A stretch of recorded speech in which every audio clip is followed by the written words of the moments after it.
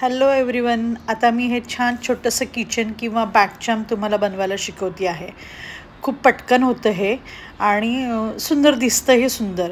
यासाठी आपल्याला लागणार आहे ॲक्रेलिक वूल लागणार आहे, कॉटन घेतली तरी चालेल, त्यानंतर नीडल एक लागेल आपल्याला आणि क्रोशाची सुई पण लागणार आहे आणि एक फिलिंग आपल्याला थोडंसं लागणार आहे, याच्यामध्ये फिल करावं लागेल आतमध्ये.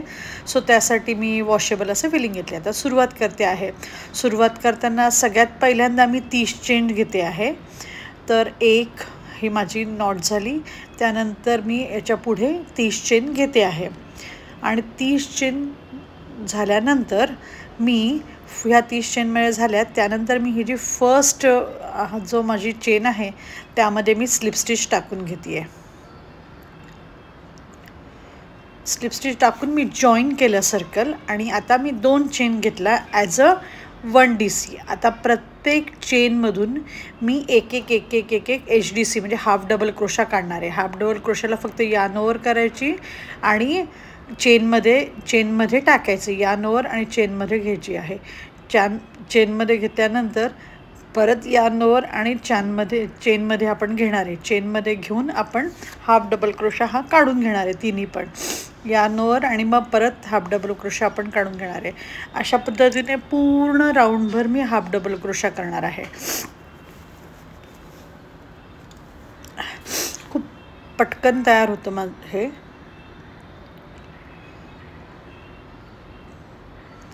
हाफ डबल क्रोशा सगळ्यांना येतच असेल आणि नसेल तर माझा एक व्हिडिओ अपलोड केला आहे, त्यात मी तुम्हाला डिस्क्रिप्शन बॉक्समध्ये लिंक टाकून ठेवते. हे पूर्ण मी केलं. आता त्यानंतर मी फर्स्ट जे आपण 2 चेन घेतल्या होत्या त्याच्यामध्ये स्लिप स्टिच घेऊन मी ते जॉईन करते. अशा पद्धतीने मला 5 राऊंड करायचे आहेत. आता सेकंडला पण मी तेच केलं. 2 चेन घेतल्या आणि प्रत्येक चेन स्पेसमधून मी एक हाफ डबल क्रोशा काढते आहे. प्रत्येक चेन स्पेसमधून मी हाफ डबल क्रोशा काढून घेणार आहे. त्याच पद्धतीने माझे 30 वरती येणार प्रत्येक रोमध्ये आणि हे अशा पद्धतीने मी हे सेकंड रो पण कंप्लीट करते. परत मी स्लिप स्टिच पहिल्या चेनमधून काढून घेतली, त्या 2मधून, आणि परत माझा थर्ड राऊंड मी सुरू केला आहे. थर्ड राऊंड, 4th राऊंड आणि 5th राऊंड असे 5 राऊंड आपल्याला करायचे आणि 5ही राऊंडला सेम प्रोसिजर आपली रिपीट होणार आहे. म्हणजे आता मी ह्या 5 राऊंड कंप्लीट केले आणि 5 राऊंड कंप्लीट करून मी स्लिप स्टिच घेऊन आता मी थ्रेड कट करते आहे.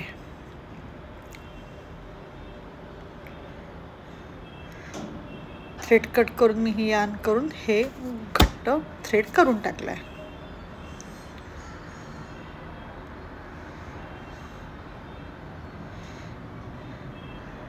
आता आपण सेकंड येलो कलर घेतो आहे. अशाच पद्धतीने अजून एक आपल्याला करायचं आहे, पण आता मी येलो कलरचं घेते आहे. येलो कलरला मी आता 32 चेन घेते आहे.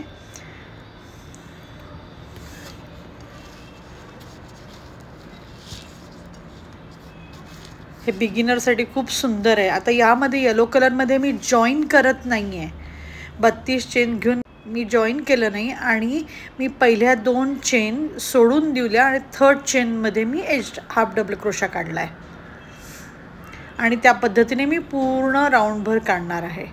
आता टर्निंगला प्रत्येक वेळेस मी 2 चेन घेणार आणि नेक्स्ट याच्यामध्ये मी हाफ डबल क्रोशा करणार. आता परत मी 2 चेन घेणार आणि प्रत्येक हाफ चेन स्पेसमधून मी हाफ डबल क्रोशा घेणार आहे. प्रत्येक चेन स्पेसमधून मी हाफ डबल क्रोशा. अशा पद्धतीने मला 5 राऊंड कंप्लीट करायचे आहेत. सेम प्रोसेस करेल मी. सेम जसं आहे तसंच मी करणार आहे आणि टर्निंगला मी 2 चेन घेणार, मग टर्न करणार, मग उलट्या बाजूने मी परत हाफ डबल क्रोशा घालायला सुरुवात करणार आणि सुरू ठेवणार. असे मी 5 रो करणार आहे.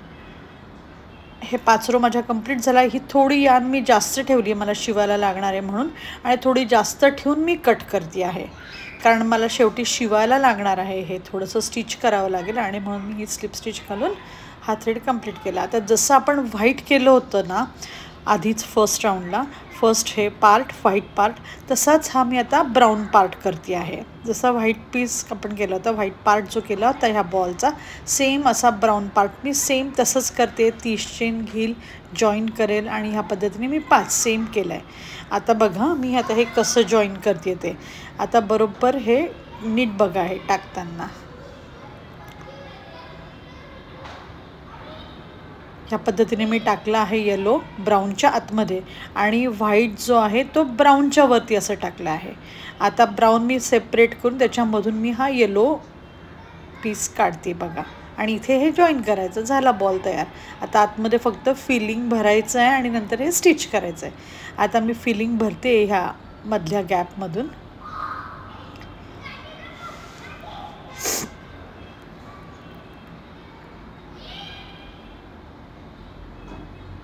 जास्त कमी तुम्हाला जसं वाटेल तसं तुम्ही फिलिंग भरून घ्या. तो आकार साधारणतः दिसायला लागला.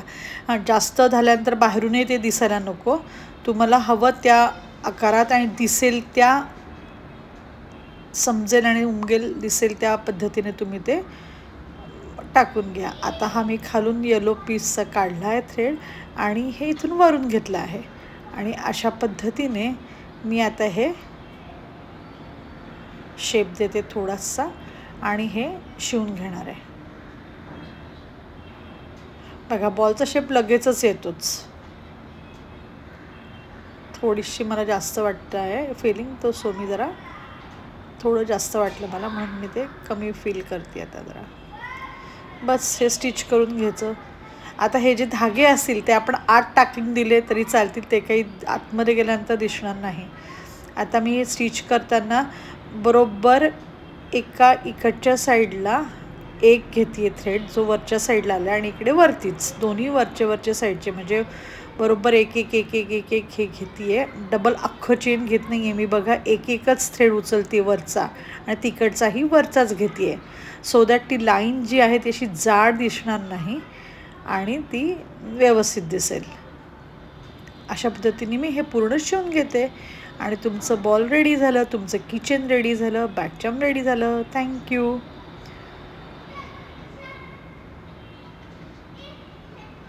बघा नीट परत बघा.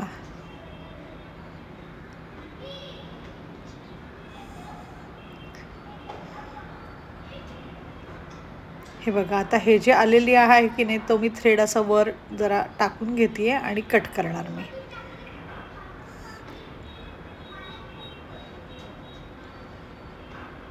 त्याच पद्धतीने ही जी लाईन जी आलेली आहे आधीचाही थ्रेड कट केला मी आणि ही जी लाईन आलेली आहे तिला मी जरा आतल्या बाजूला ढकलते आहे म्हणजे ती दिसणार नाही अशी. हां आतमध्ये ती आत आली ती लाईन. झाला आता तुमचा बॉल हा रेडी झालेला आहे.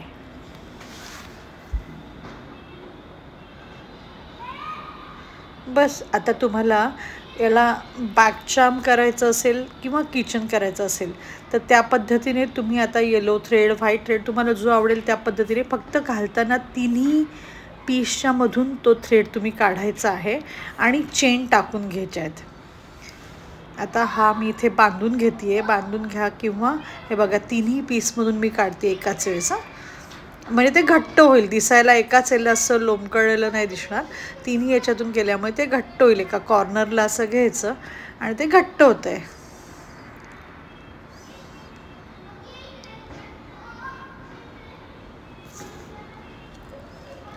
अशा पद्धतीने मी बांधून घेतलं आहे हे आणि आता मी इथे चेन घेतली आहे. परत तिन्ही ह्याच्यातून काढून मी चेन घेतली आहे. आता तुम्हाला हे चेन जी आहे तुम्हाला बॅकचार्म करायचं असेल तर नॅचरली बॅगेला लागणार असेल तर तुम्हाला एक 40 ते 50 चेन्स घ्याव्या लागतील आणि तुम्हाला क्लोज करावं लागेल. आता मी तुम्हाला किचन दाखवते आहे. तो किचनला तुम्हाला छोटंसं एक 10-15 चेन घेतले आणि ते तुम्ही गोल केलं त्याच्यावर लावलं तरी चालेल. अगदी कोणाला हा नको लॉंग हवं असेल छोटं केलं तरी एक 8-10 केल्या चेन्स आणि केलं तरी चालेल. आता मी साधारणतः 15 चेन्स घेतले आहे आणि 15 चेन घेऊन मी आता हे जॉईन करते. 10-12 चेन्स तुम्ही तुमच्या सोयीनुसार त्या घेऊ शकतात. लेंथ तुम्हाला किती हवी आहे त्यानुसार तुम्ही ते घेऊ शकतात. बस आणि मी आता हे काढून घेऊन स्लिप स्टिच काढली याच्यातून आणि थ्रेड कट केलेलाच होता. ऑलरेडी एक होता माझ्याकडे.